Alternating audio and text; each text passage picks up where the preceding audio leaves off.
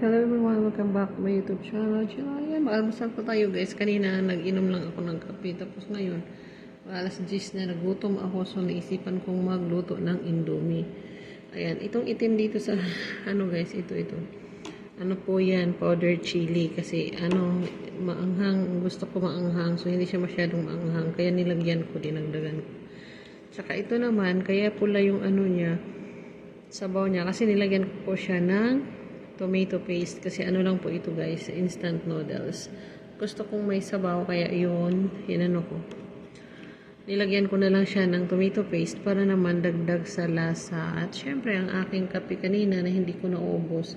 Yan, ininit ko na lang ulit kasi sayang naman pag itapon ko, di ba? Kasi di ba, syempre, hindi naman kami libre ng kape dito. So, kailangang tipirin. Itabi, tapos initin na lang kung gusto. At syempre, meron din akong samuli guys. Ito po yung samuli na tinatawag nila dito. Tinapay po ito na parang walang kalag, walang kaluluwa. Pag pinisil mo siyang ganun, wala na. 6 na piraso po is piso dito. So, ayan. Kakain na po tayo. Samahan niyo ako guys. Thank you. At salamat sa mga, mga kaibigan ko dito sa YT na nanonood sa aking mga upload na walang kakwenta-kwenta. So guys, tara, kakain po tayo.